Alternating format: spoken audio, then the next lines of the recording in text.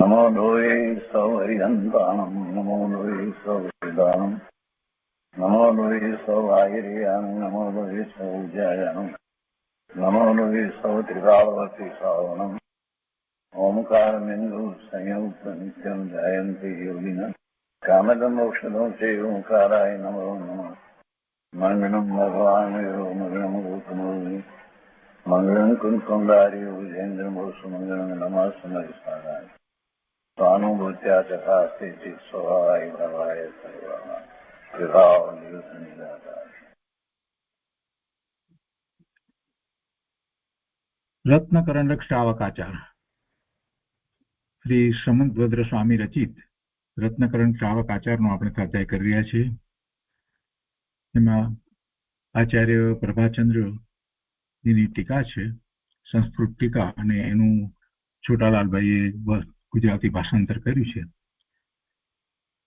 રત્નકરંડ શ્રાવકાચાર એ ચરણાનુયોગનો ગ્રંથ છે, અને ચરણાનુયોગનો ગ્રંથ છે એટલે આપણને પહેલી દ્રષ્ટિએ એમ થાય કે એમાં ઉપદેશાત્મક કથનો જ આવશે, પણ આ ગ્રંથ અદ્ભુત ગ્રંથ છે. ચરણાનુયોગનો ગ્રંથ છે, શ્રાવકના આચાર જણાવવા છે, પણ શ્રાવક કોને કહેવાય? શ્રાવક કોને કહેવાય? શ્રાવકનું ગુણસ્થાન કયું? શ્રાવકનું ગુણસ્થાન તો પાંચમું ગુણસ્થાન શ્રાવકનું છે. શ્રાવિકનું ગુણસ્થાન પણ પાંચમું હોય, અને જેને સાધ્વીજી થયા છે એમનું ગુણસ્થાન પણ પાંચમું હોય છે. તો આ જયારે વિચાર કરીએ છીએ તો એ ગુણસ્થાન કઈ સમ્યક દર્શન વિના તો આવતું નથી. પાંચમું ગુણસ્થાન ચોથું ગુણસ્થાન આવ્યા વિના તો આવતું નથી. તો ચોથું ગુણસ્થાન જે સમ્યક દર્શન છે એની વાત આચાર્ય ભગવાને પહેલા લીધી, અને એમ કહ્યું કે ભાઈ જો તને સમ્યક દર્શન હોય તો આ બધું છે. એટલે સૌથી પહેલી વાત તો આચારની વાત કરતા પહેલા સમ્યક દર્શનની વાત આચાર્ય ભગવાને લીધી, અને એમાં પહેલા આપનું સ્વરૂપ સમજાવવામાં આવ્યું. આપણે 6 ગાથા સુધી સ્વાધ્યાય કર્યો છે, અને 6ઠ્ઠી ગાથાના અંતમાં પછી કહે છે, જ્યારે આપના લક્ષણની વાત આવી અને એમાં જે કવલ આહાર નથી હોતો એ વાત લઈ અને ઘણી બધી વાત એમાં સમજાવવામાં આવી. છોટાલાલભાઈએ જે વિશેષ તરીકે કેટલીક વાતો લીધી, તો એ બધું શાસ્ત્રમાંથી એમણે લઈ અને મૂક્યું હતું. હવે પૂર્વોક્ત દોષોથી રહિત જે 18 દોષ રહિત વાત કરવામાં આવી છે, તેવા 18 દોષથી રહિત જે આપ્ત તેમના વાચક નામ માલાનું પ્રવર્તન કરીને કહે છે. એટલે કે આપના બીજા નામ, આપના નામ એ અહીંયા આગળની ગાથાની અંદર 7મી ગાથામાં કહે છે, અને પછી એનો અર્થ વગેરે સમજાવે છે. તો ગાથા 7. પરમેષ્ઠી પરમ જ્યોતિર વિરાગો વિમલઃ કૃતિ સર્વ જ્ઞાન અનાદિ મધ્યાંતઃ સાર્વઃ શાસ્ત્ર ઉપલાયતે.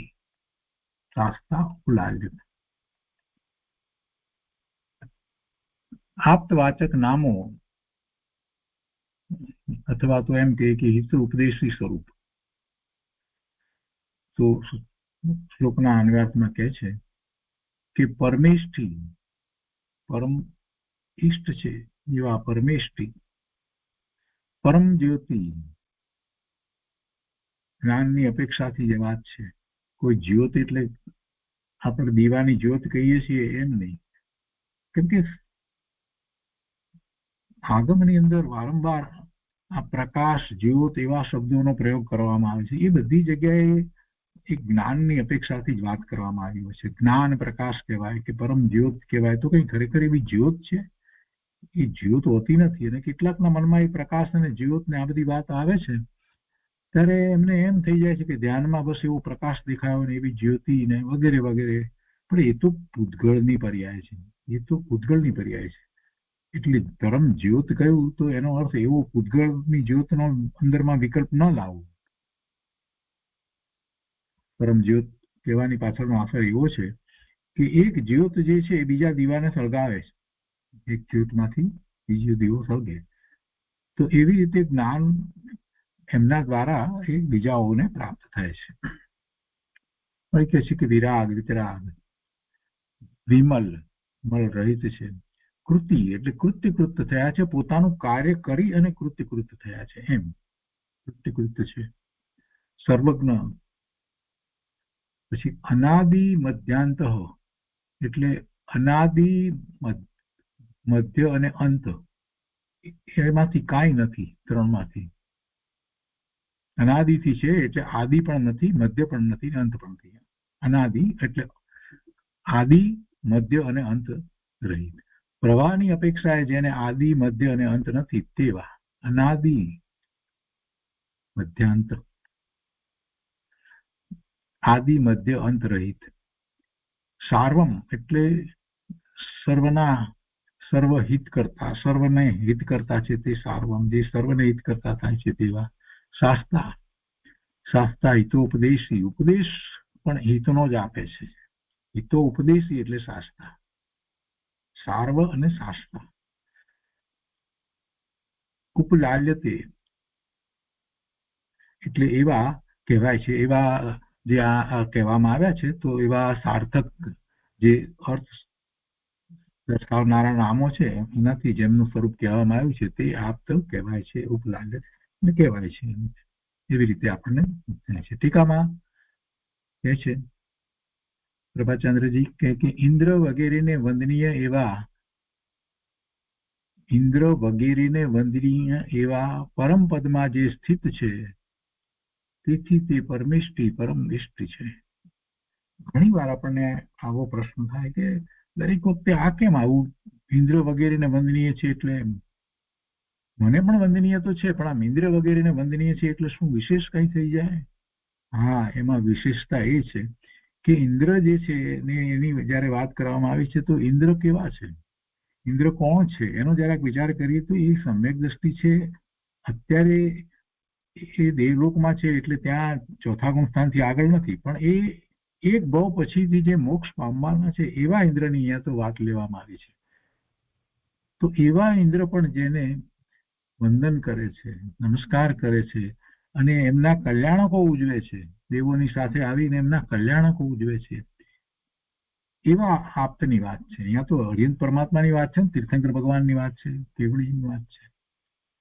એટલે આપણને એ ઉપરથી ખ્યાલ આવે કે જેમને એક ભાવ બાકી જ રહ્યો હોય, એક ભાવના પછીના ભાવમાં મનુષ્ય થઈને જે કેવળ જ્ઞાન પ્રાપ્ત કરી અને મોક્ષે જવાના છે,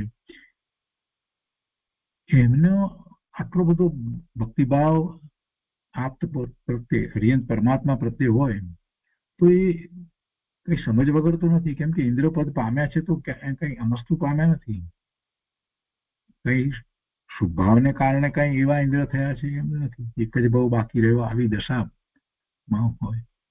એટલે એ ઉપરથી આપણને ખ્યાલ આવે કે એમને જેટલો ખ્યાલ છે આપ્ત વિશેનો, એનો જરા વિચાર કરવા બેસીએ તો આપણને અહોભાવ એમ જ આવી જાય કે ઓહો, ઇન્દ્ર પણ જેમને વંદન કરે છે તે ઇન્દ્ર એકલા કઈ વંદન કરવા આવે છે એવું છે? આખી દેવોની મોટી સેનાને લઈને આવે છે, વંદન કરે છે.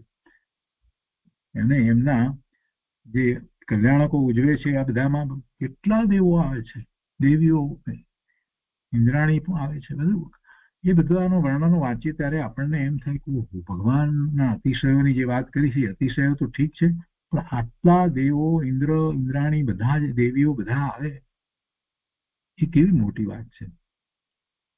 કે ભગવાન વિશે આપણને ત્યારથી જન્મથી જ ભગવાન ગર્ભમાં આવ્યા છે ત્યારથી જ આપણને એમના પ્રત્યે એક પ્રકારનો વિશેષ ભક્તિભાવ જાગે છે. અહીંયા કે છે કે ઇન્દ્ર વગેરે ને વંદનીય એવા પરમ પદમાં જે સ્થિત છે તેથી તે પરમેષ્ટિ છે, પરમેષ્ટિ છે. પંચ પરમેષ્ટિ કહીએ છીએ, પાંચે પરમેષ્ટિ છે, પાંચે કહીએ છીએ, પણ આ તો પરમ, એમને તો એ દશાને પ્રગટ કરી લીધી છે.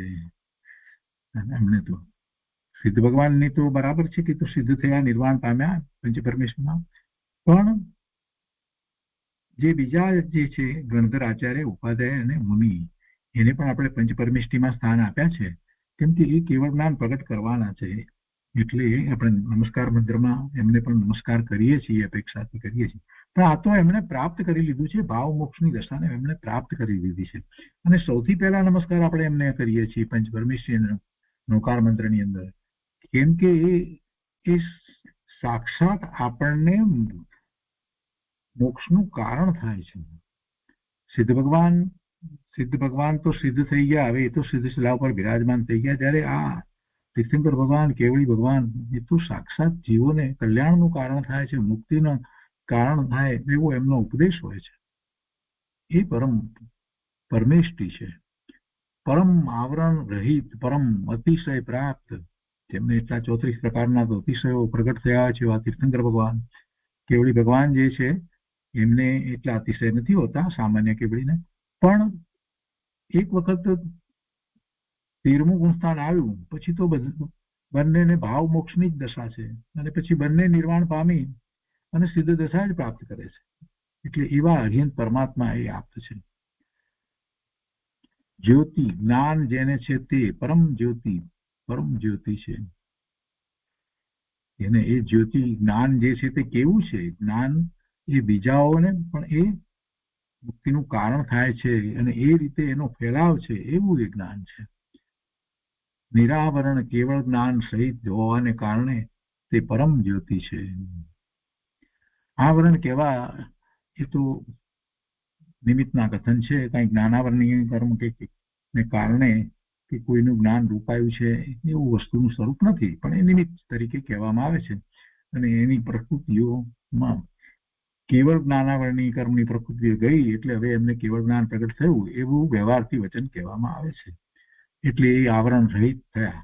પણ વાસ્તવમાં આવરણ ભગવાનને નથી, કોઈ જીવને એવા આવરણ હોતા જ નથી. કર્મના આવરણ કહેવા એ તો નિમિત્તના કથન છે, પણ એવી રીતે વ્યવહાર કરવામાં આવે છે કે નિરાવરણ કેવળ જ્ઞાન સહિત છે. જ્ઞાનને કોઈ હવે આવરણ નથી રહ્યું, કેવળ જ્ઞાન, પૂર્ણ જ્ઞાનની દશા પ્રગટ થઈ છે. એને કારણે તે પરમ જ્યોતિ છે. વિરાગ રાગ રૂપ ભાવ કર્મથી રહિત હોવાને કારણે જે વિરાગ છે, રાગ નથી, રાગ રૂપ ભાવ કર્મથી રહિત છે. ભાવ કર્મ લીધું છે, દ્રવ્ય કર્મની વાત નથી. દ્રવ્ય કર્મ તો જળ છે, એ તો એના કારણે બંધાય છે કર્મને રજકણો. જ્યારે જેવા ભાવ થાય છે એ જ સમયે પેલા કર્મને રજકણો બંધાય છે. એટલે એમ નથી કે અહીંયા ભાવ થયા માટે ત્યાં પેલા કર્મને રજકણો બંધાય, એમ પણ નથી. પણ બંને સ્વતંત્ર ક્રિયા થઈ રહી છે, પણ એવો જ નૈમિતિક સંબંધ છે, જીવને જેવો ભાવ થાય એ પ્રમાણે. તો અહીંયા ભગવાનની વાત કરતા એમને તો કોઈ હવે રાગ નથી, એટલે રાગ રૂપ ભાવ કર્મથી રહિત છે. રાગ રૂપ ભાવ કર્મથી રહિત હોવાને કારણે જે વિરાગ છે. વિમલ મળ રહિત, મૂળ અને ઉત્તર કર્મ પ્રકૃતિના વિસ્તાર રૂપ દ્રવ્ય કર્મ રૂપ મલ જેમને નાશ પામેલ હોવાને કારણે તે વિમલ છે. 8 મૂળ પ્રકૃતિ અને 148 ઉત્તર પ્રકૃતિ, કર્મની પ્રકૃતિઓ, એ પ્રકૃતિઓ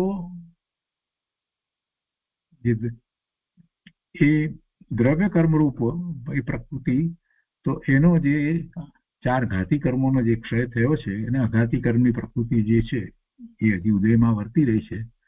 તો જે સ્વભાવ ભાવનો ઘાત કરનારી પ્રકૃતિ જે છે એ તો ઘાતી કર્મની પ્રકૃતિ છે, જ્ઞાનાવરણી, દર્શનાવરણી, મોહનીય અને અંતરાયની.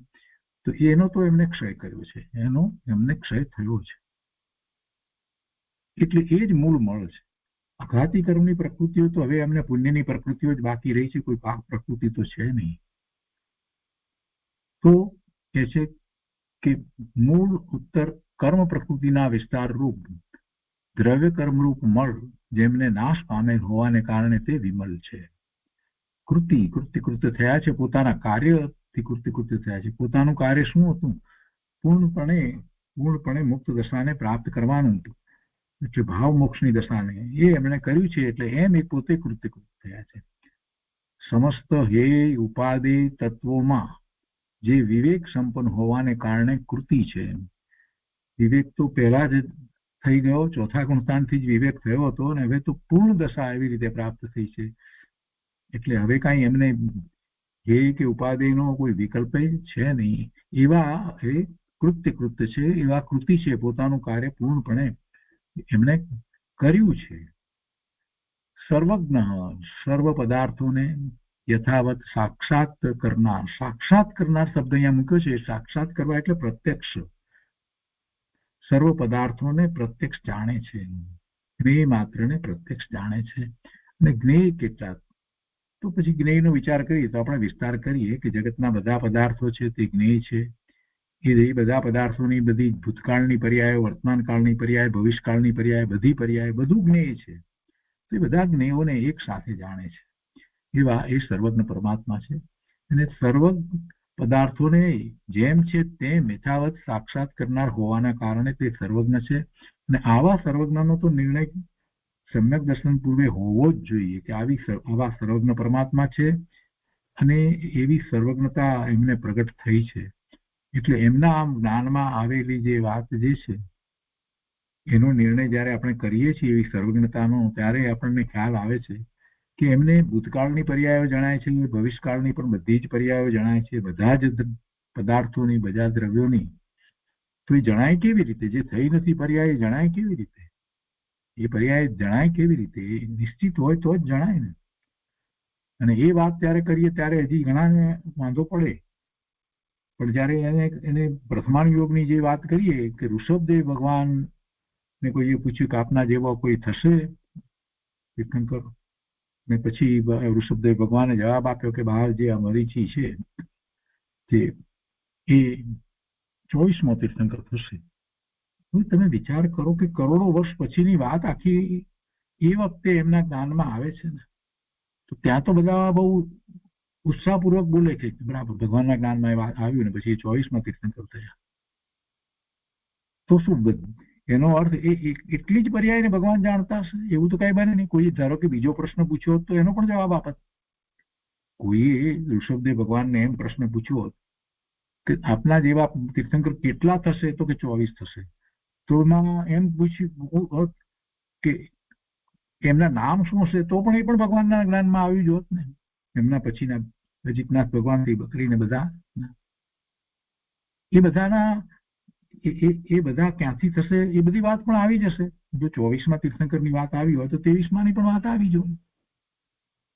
આ રીતે જયારે આપણે વિચાર કરીએ તો આપણને સર્વજ્ઞતા નો ખ્યાલ આવે ને કેમ થાય કે તો સર્વજ્ઞ પરમાત્મા બધું જાણે છે. એટલે એ પ્રમાણે ભગવાન કરે છે એમ નથી, પણ એ પ્રમાણે જ પરિણામ થવાના છે, નિશ્ચિત છે.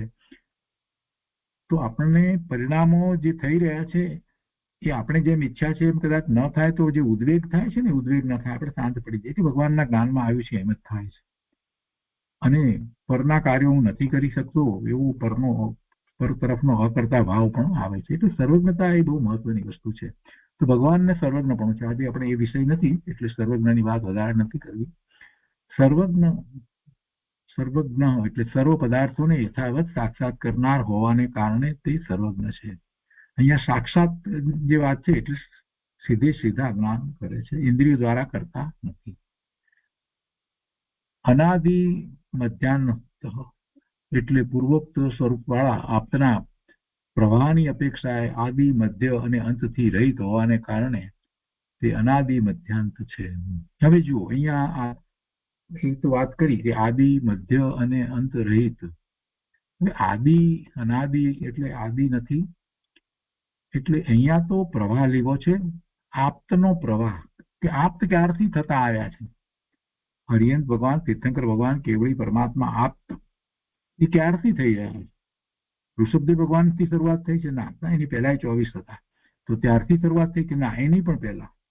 તો આ તો બધું આપણે ભરત ક્ષેત્રના વિશે કહીએ છીએ ને એવું જ પછી ક્ષીરાવત ક્ષેત્રના વિશે પણ એવી જ રીતે થતા. અને મહાવિદ્ય ક્ષેત્રમાં તો અત્યારે વર્તમાનમાં છે ને એની પહેલા કેટલા વખત પહેલાથી છે?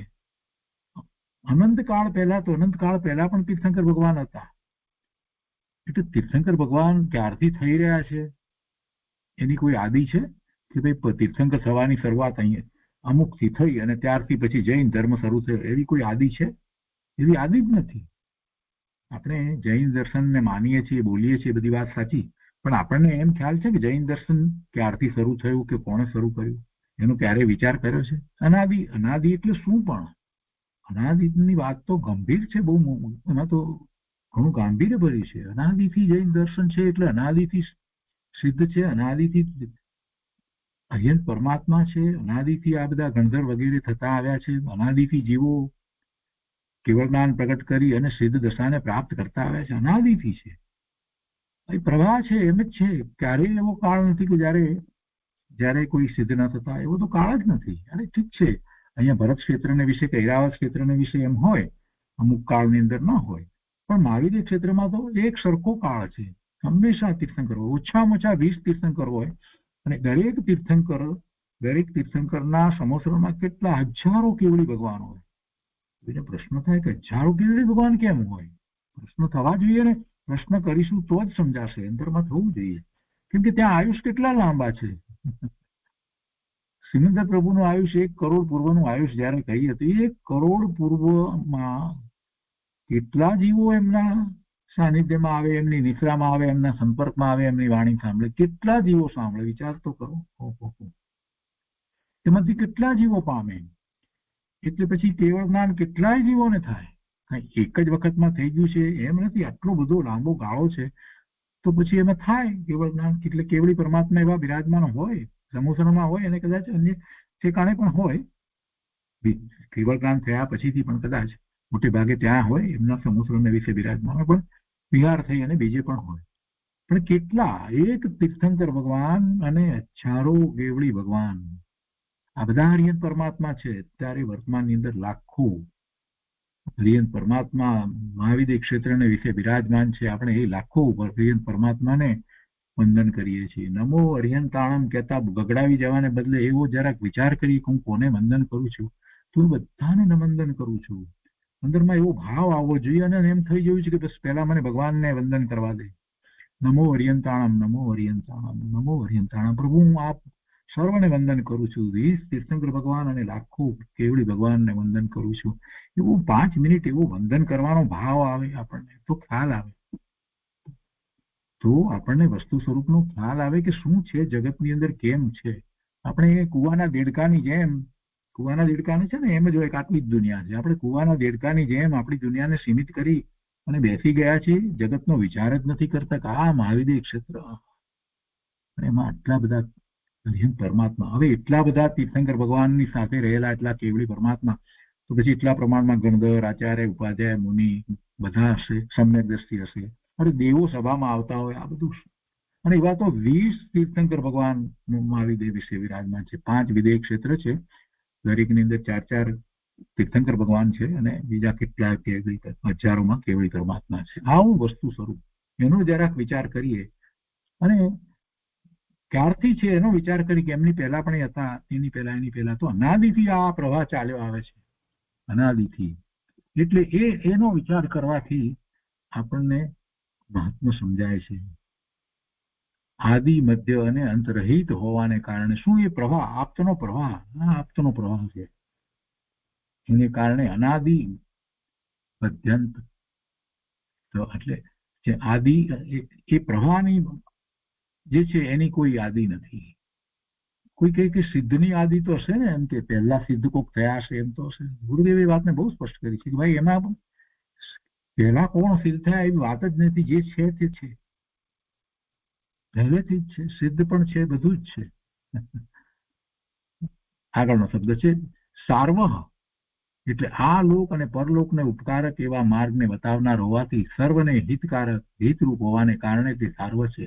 શાસ્તા, એટલે પૂર્વાપર વિરોધાદી દોષોના પરિહાર દ્વારા સર્વ પદાર્થોના યથાવત સ્વરૂપના ઉપદેશક છે. ઉપદેશક છે, એમના વચનમાં કોઈ વિરોધાભાસ હોય નહીં, અને પૂર્ણ જ્ઞાન એમની દિવ્ય ધ્વનિ દ્વારા આપણને પ્રાપ્ત થાય છે, ઓમકાર ધ્વનિ દ્વારા. એવા એ ઉપદેશક છે. ઉપદેશ શેનો છે? એમની વાણીમાં શેનો ઉપદેશ આવે છે? તો કે બધા ભગવાન છો ને ભગવાન થાઓ, એનો જ ઉપદેશ આવે છે. કઈ રીતે ભગવાન થવાય એનો જ ઉપદેશ આવી રહ્યો છે. વસ્તુનું સ્વરૂપ કેવું છે, જગતનું સ્વરૂપ કેવું છે, એનો ઉપદેશ આવે છે.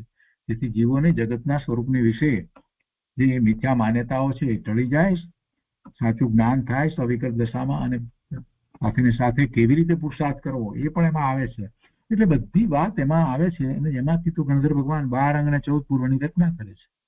એ ઉપદેશ છે કે આ શબ્દોથી જેનું સ્વરૂપ કહેવામાં આવ્યું છે તે આપ્ત ઉપલાલ્યતે એવા આપ્ત ભગવાન હોય છે, આપ્ત ભગવાન કહેવાય છે. અમે તેને આપ્ત ભગવાન નથી કહેતા. આપ્તનું સ્વરૂપ અહીંયા બહુ ટૂંકમાં કહી દીધું, પણ બહુ મહત્વની વાત કહી દીધી. અહીંયા ભાવાર્થમાં કહે છે કે અહીં આચાર્ય આપ્તના જુદા જુદા નામ દર્શાવી તેમનું વિશેષ સ્વરૂપ દર્શાવ્યું અને કહે છે કે તેઓ ઇન્દ્ર આદિ દ્વારા વંદનીય, પરમ પદમાં સ્થિત હોવાથી પરમેષ્ઠી, નિરાવરણ કેવળ જ્ઞાન સહિત હોવાથી પરમ જ્યોતિ, રાગ દ્વેષ આદિ ભાવ કર્મ રહિત હોવાથી વિરાગી, ઘાતિયા કર્મરૂપ દ્રવ્ય કર્મથી રહિત હોવાથી વિમલ. અઘાતી કર્મ એમને હજી બાકી છે, રિંદ છે ને, એટલે અઘાતી કર્મની પ્રકૃતિઓના ઉદયો એમને વર્તે છે, પણ એ બધી પુણ્ય પ્રકૃતિના ઉદયો હોય છે. અઘાતી કર્મની અંદર બે પ્રકારની પ્રકૃતિ હોય છે, કદાચ ખ્યાલ ન હોય તો યાદ કરાવું, પુણ્ય પ્રકૃતિ અને પાપ પ્રકૃતિ. ઘાતી કર્મમાં ઘાતી તો સ્વભાવનો ઘાત કરવા વાળા જ છે, એમાં એવું નથી. તો અહીંયા કહે છે કે ઘાતિયા કર્મરૂપ દ્રવ્ય કર્મથી રહિત હોવાથી વિમલ, સર્વ હેય ઉપાદેયનું જ્ઞાન હોવાથી કૃતિ, સર્વ પદાર્થોને યુગપદ એક સમયમાં પ્રત્યક્ષ જાણનાર હોવાથી સર્વજ્ઞ, સત્યાર્થ દેવના પ્રવાહની અપેક્ષાએ આદિ મધ્ય અને અંત રહિત હોવાથી અનાદિ મધ્યાંત, સર્વ જીવોના હિતકારક હોવાથી સાર્વ અને દિવ્ય ધ્વનિ દ્વારા સર્વ પદાર્થોને યથાવત ઉપદેશ આપનાર હોવાથી શાસ્તા છે. આ આપ્તના વિશેષણવાચક નામો છે. ભગવાનના તો કેટલા નામ, 1008 નામ કહીએ છીએ. સિદ્ધના નામોની વાત પણ એવી રીતે આવે છે. શાસ્ત્રમાં કેટલાય નામો આપ્યા છે, આપ્તના પણ કેવી રીતે કેટલા નામ આપ્યા છે. અહીંયા જે આપ્યા છે એ વિશેષણ વાચક છે, એટલે એમના જે ગુણો છે એને દર્શાવનારા છે. બધા કે છે કે જે આપ્તના આ વિશેષણો જાણી પોતાના આત્માની સન્મુખ થાય છે તે ખરેખર પોતાના આત્માને જાણે છે. આ જે એમના ગુણો દર્શાવવાની વાત કરવામાં આવી છે એ એટલા માટે કરવામાં આવી છે કે જેથી જીવોને ખ્યાલ આવે કે પોતાનું સ્વરૂપ પણ એવું છે, એવું એ પોતે સ્વરૂપ પ્રગટ કરવા માટે શક્તિમાન છે, સક્ષમ છે. અને એટલે જ કહે છે કે જે આપ્તના આ વિશેષણો જાણી પોતાના આત્માની સન્મુખ થાય છે તે ખરેખર પોતાના આત્માને જાણે છે. કારણ કે બંનેમાં નિશ્ચયથી તફાવત નથી. નિશ્ચયથી એટલે કેમ તફાવત નથી? પર્યાયમાં મોટો તફાવત છે, પણ નિશ્ચયથી એટલે જે દ્રવ્ય છે તો દ્રવ્ય અપેક્ષા આપ્તનું દ્રવ્ય અને બીજા જીવનું દ્રવ્ય એ સરખું છે, એટલે એમ નિશ્ચયથી તફાવત નથી.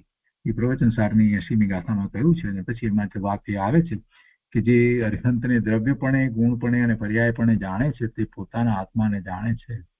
હવે ત્યારે એને એક વાત હોય છે કે પર્યાય પોતાની નિર્મળ નથી. ભગવાનને તો પૂર્ણ નિર્મળ પર્યાય છે, પણ દ્રવ્ય અને ગુણનો વિચાર કરીએ તો જે ધ્રુવપણે વસ્તુ છે તો એ પોતાની અને ભગવાનની સરખી છે.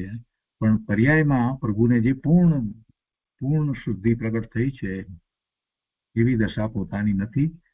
પણ દ્રવ્ય અપેક્ષા એ સરખું છે, તો એવા ભગવાન પોતાને વિશે માને છે કે એવું જ પોતાનું સ્વરૂપ છે. તો હવે પર્યાયમાં પણ એવું પ્રગટ કરવું છે એમ કરી અને એ આખો પુરુષાર્થ કરે છે. એટલે એ વાત લીધી છે એમ. અને તેનો મોહ, દર્શન મોહ એ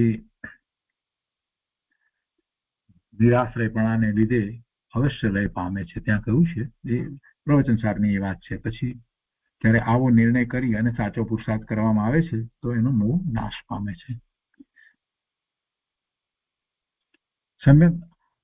સમ્યક દર્શનના વિષયભૂત જે આપ્ત સ્વરૂપ તે કહીને હવે તેના વિષયભૂત જે આગમનું સ્વરૂપ તે કહેવા માટે કહે છે. તો એમાં વિતરાગી દેવને ઉપદેશ દેવાની ઈચ્છા કેમ થાય? કોઈને પ્રશ્ન થાય એનો જવાબ આમાં આવી જાય છે કે વિતરાગી દેવ છે તો પછી એમને ઉપદેશ દેવાની ઈચ્છા કેમ થાય? રાગ તો છે નહીં, તો પછી ઉપદેશ દેવાનું પ્રભુને કેમ થાય છે? અરે એ ઉપદેશ દેવાની ઈચ્છા જ નથી, એ તો પોતાના સ્વરૂપમાં સ્થિર થઈ ગયા છે. પણ પૂર્વે જે એવું જે કર્મ બાંધ્યું છે, તીર્થંકર નામ ગોત્ર બાંધ્યું છે, તો એ તીર્થંકર થયા છે, તો એ કર્મ એ વખતે ઉદયમાં આવ્યું છે. એટલે જીવોના કલ્યાણ માટે એમના આખા શરીરમાંથી એવી દિવ્ય ધ્વનિ, ઓમકાર ધ્વનિ છૂટે છે. કેવળી પરમાત્માને પણ એમ છે. અને અહીંયા એના માટેની જે ગાથા કહેવામાં આવી છે, આપણે ગાથા લઈ 8મો શ્લોક છે.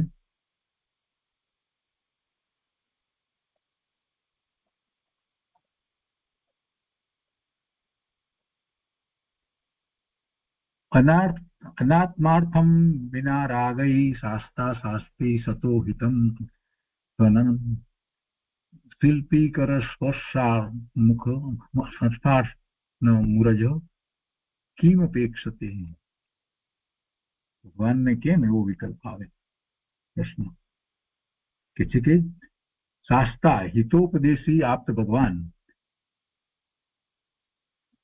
અનાત્માર્થમ સ્વપ્રયોજન વિના, પોતાને તો કઈ પ્રયોજન છે નહીં એના માટેનું, અને રાગય વિના એટલે રાગ દ્વેષ વિનાશ સતઃ ભવ્ય જીવોને હિતમ હિતકારક શાસ્તી ઉપદેશ દે છે.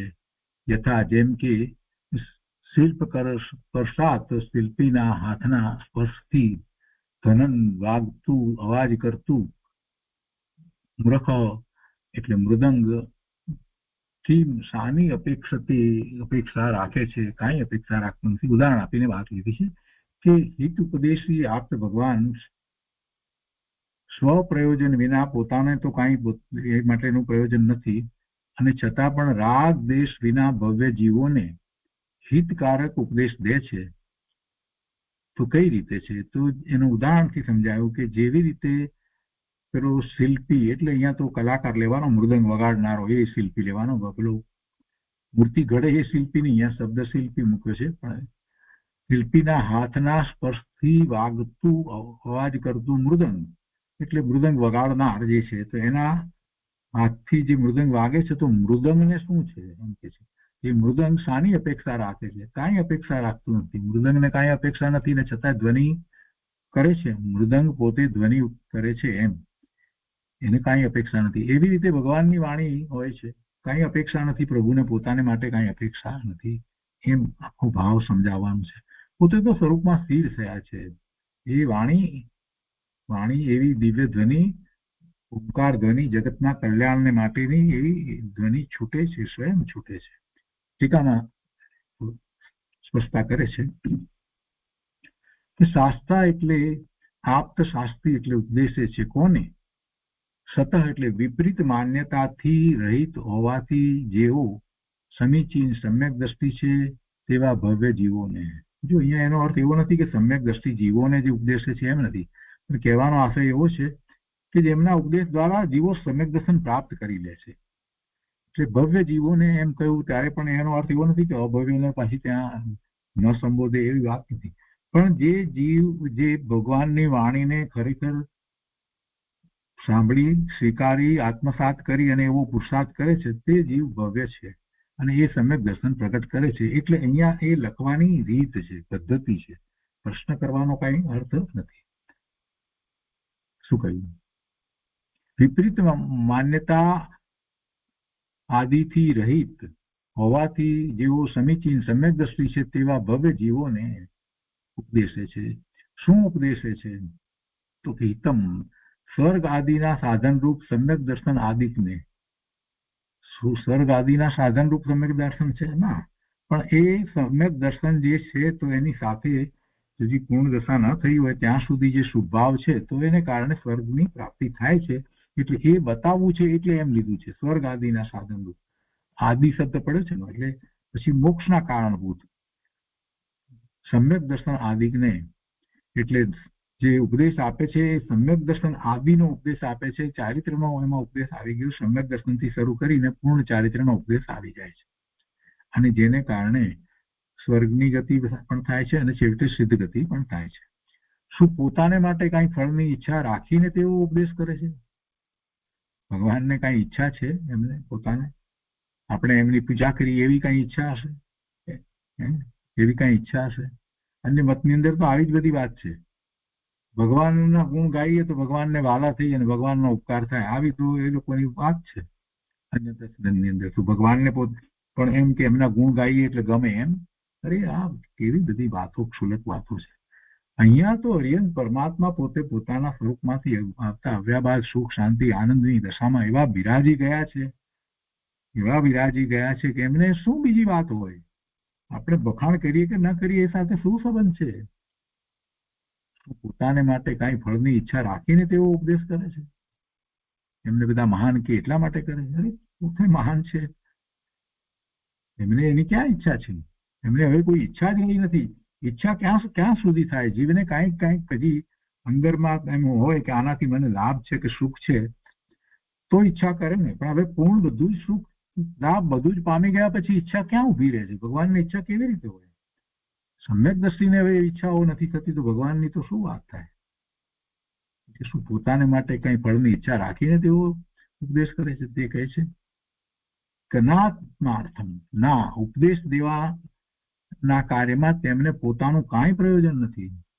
તેઓ પરોપકારને અર્થે જ તેમને ઉપદેશ દે છે.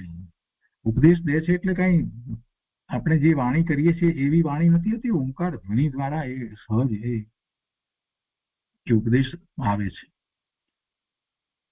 અને કહે છે કે એવું કથન છે કે પરોપકારાય સતાહિ ચેષ્ટિતમ, સંત પુરુષોની ચેષ્ટા પરોપકાર માટે જ હોય છે.